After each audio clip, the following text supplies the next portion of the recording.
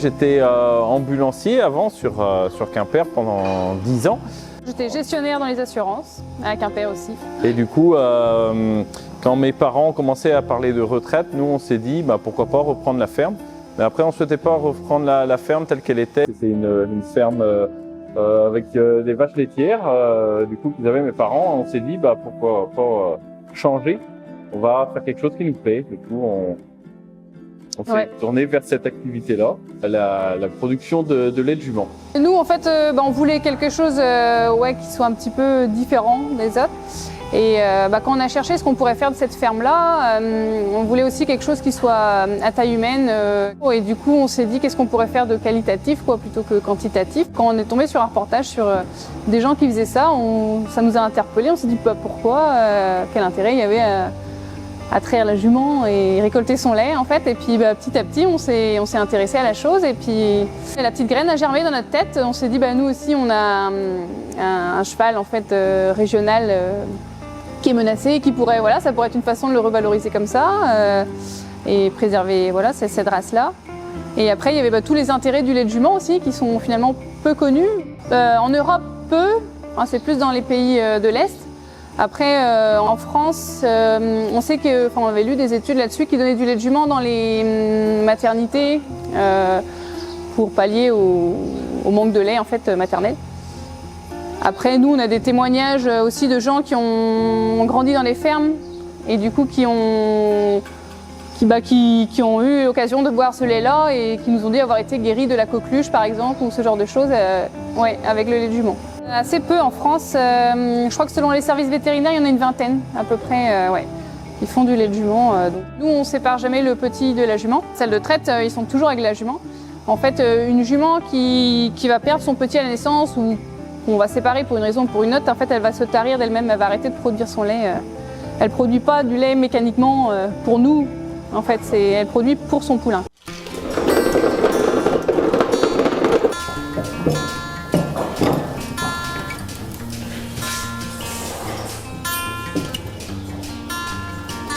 Elles ont droit du coup la récompense après.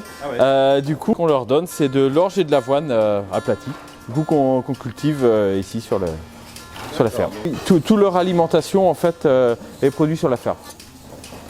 Que ce soit le foin, l'enrubanage, les céréales.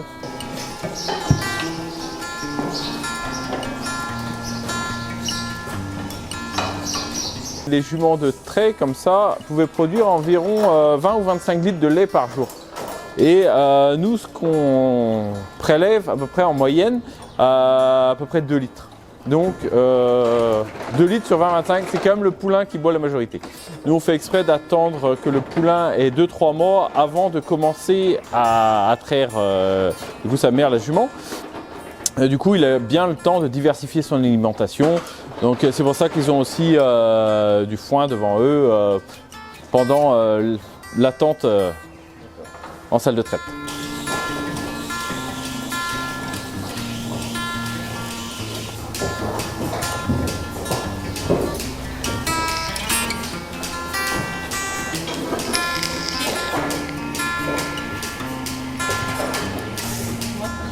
Du coup, moi je vais aller m'occuper du lait dans le laboratoire. Du coup, parce qu'il faut le stabiliser en température très vite parce qu'il est très fragile. Et du coup, c'est Laura qui va s'occuper de la sortie des juments. Ouais. En fait, on évolue, nous, au niveau aussi de notre proposition de produits. C'est-à-dire qu'au départ, on proposait donc que le lait. Et là, à partir de 2019, donc j'ai commencé à faire des savons au lait de jument. Et là, depuis octobre 2020, on a une gamme de cosmétiques, des crèmes. On a une boutique et puis on a un site internet marchand. Et sinon, effectivement, on travaille avec pas mal de magasins du coin, donc tout ce qui est magasin bio. Le projet serait le shampoing. Mais faut que je trouve le temps.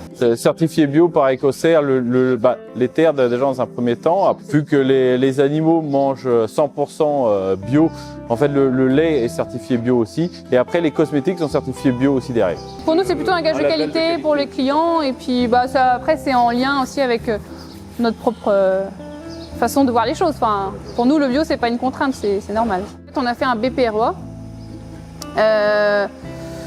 Sur 9 mois que c'était ? Sur 9 mois, mais du coup un BPROA... En vache laitière évidemment, parce qu'il n'y a pas de formation en jument laitière. Jument laitière. Et du coup, on s'est formé voilà, pour avoir le diplôme et pouvoir s'installer en fait officiellement, avoir des bagages même pour tout ce qui est pâture, enfin voilà, tout ce qui est agriculture, quoi. Après, c'est vrai que techniquement, pour les juments, on n'a pas appris grand-chose forcément, mais ça après, on apprend sur le tas, quoi. Ouais. Et pour les savons, ça c'est non. Moi, j'ai pas fait de formation pour ça, quoi. J'ai élaboré une recette chez moi. Au quotidien, c'est très saisonnier en fait. En mars-avril, c'était beaucoup la reproduction, les poulinages, etc. Là, on commence la saison de traite, donc ça va être jusqu'à fin septembre, peut-être octobre, on va voir. Ça dépend du besoin en lait qu'on a, on va voir combien de temps on traite. Et après, il y aura le sevrage des poulains. Donc là, c'est la séparation des poulains et des juments. Et après, dans l'hiver, c'est plus les nourrir, curer en dessous. C'est plus ce genre de choses, quoi. Quand ils vont devenir grands, des chevaux, en fait, nous, donc soit ils sont réservés avant le sevrage, et ceux qui ne sont pas réservés, nous on met une annonce et ils sont disponibles au sevrage pour les mâles. Pour les femelles, on attend un peu. En général, on les vend vers 1 an et demi. Il y a 10 ans qu'on peut mettre en salle de traite. Après, ils ne sont pas tous présents là.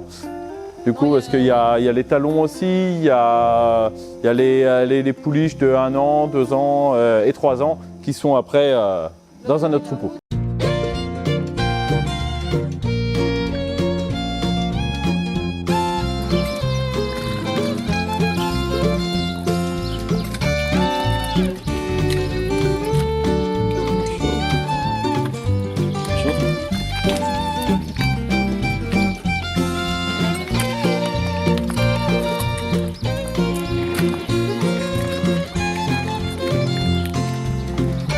Allez, les dominantes là. Allez.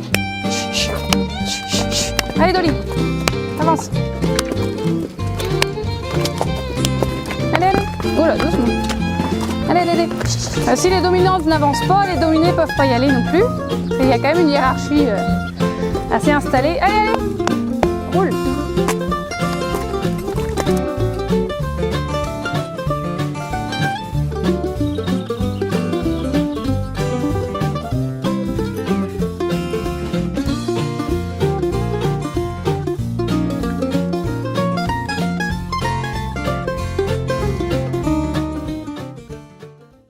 Faites confiance aux agriculteurs du coin.